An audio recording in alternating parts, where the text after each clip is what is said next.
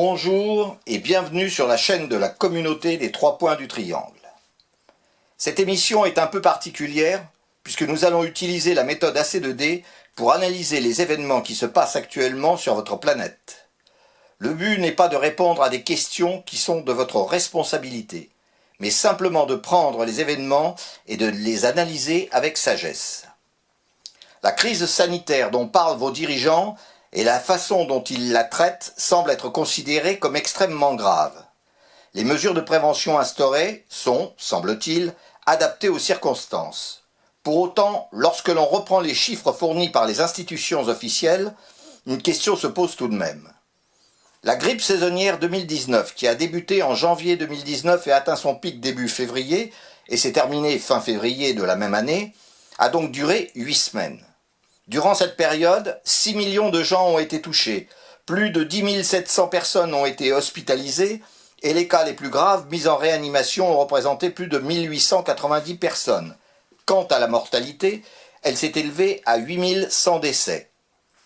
Le Covid-19 a depuis fin janvier, quant à lui, infecté 6633 personnes, 400 personnes ont été hospitalisées et 148 personnes sont décédées.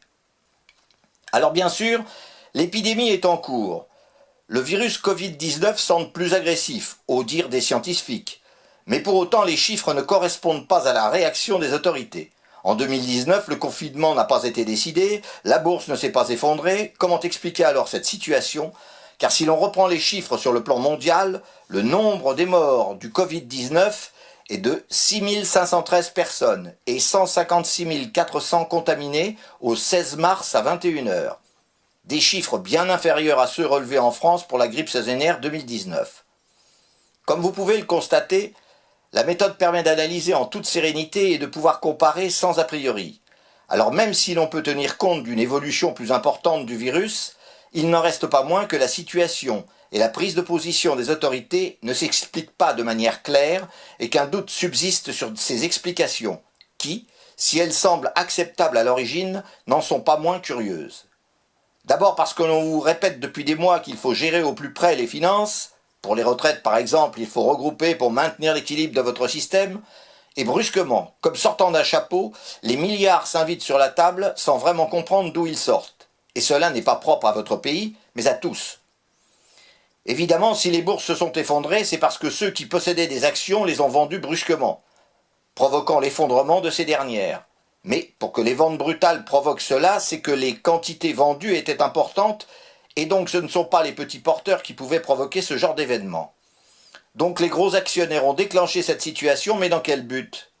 Car avec une chute de plus de 35%, l'on peut imaginer que tous ceux qui, en faisant baisser les cours de manière aussi importante, vont pouvoir gagner des sommes coquettes lorsqu'ils rachèteront, car dès la reprise des achats, les cours vont remonter avec une très grande rapidité. Une fois de plus, nous constatons que votre monde est victime de la manipulation de certains pour qui l'argent est la seule chose qui ait de l'importance. Nous ne cessons de vous le répéter, tant que vous n'aurez pas éradiqué l'argent de votre monde, vous n'évoluerez pas. Une reprise en main des peuples est-elle la raison de tout ce chambardement ? La vidéosurveillance a, comme en Chine, atteint un niveau inquiétant.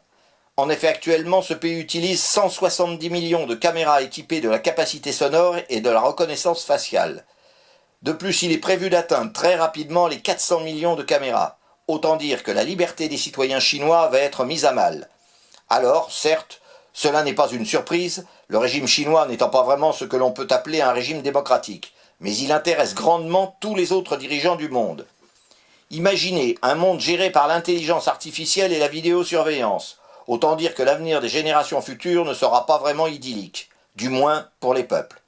C'est pourquoi il est important que vous fassiez connaître nos émissions pour que de plus en plus d'entre vous prennent conscience de l'importance de vous réunir dans la communauté afin de permettre une avancée dans votre évolution.